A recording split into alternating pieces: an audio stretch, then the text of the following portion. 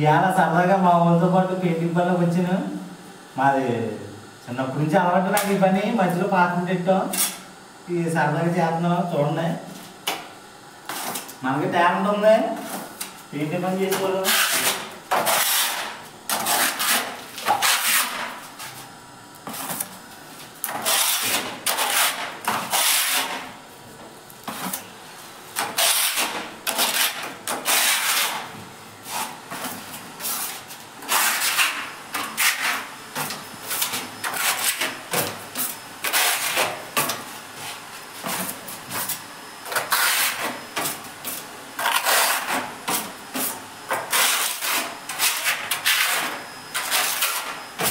మధ్యలో చిన్న మా ఆవిడకి జాబ్ వస్తాం వేరే ఊరు వెళ్ళి అక్కడ పనులు దాకా ఫాస్ట్ ఫుడ్ స్టార్ట్ చేసాము.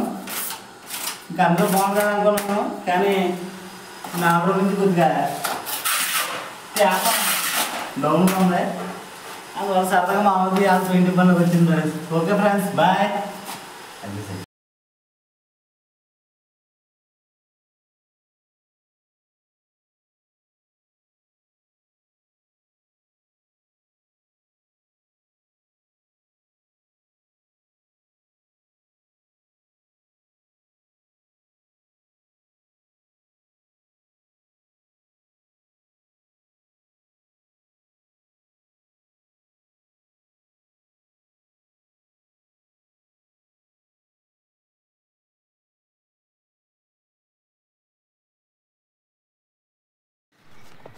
హాయ్ ఫ్రెండ్స్, ఇగో పెయింటింగ్ పని అంటే అంత సులువు కాదండి, చాలా కష్టం.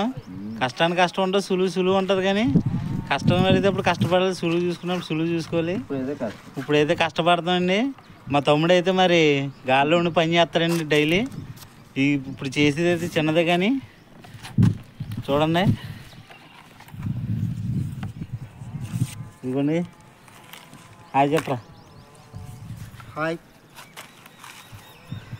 కొన్ని గాల్లో ఉండి మోపు మీద పెడుతున్నానండి వాళ్ళకి రైతేని. పనిలోకి వెళ్ళిపోవడమే, బ్రష్ ఇచ్చుకుని పెయింట్ వేసామనుకుంటారండి.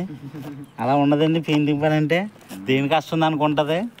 ఆడక్కడ ఎలా ఉన్నాడంటే అంత ధైర్యంగా దిగుతున్నానంటే ఇంకో ఈ కుర్రోడు వల్లనండి.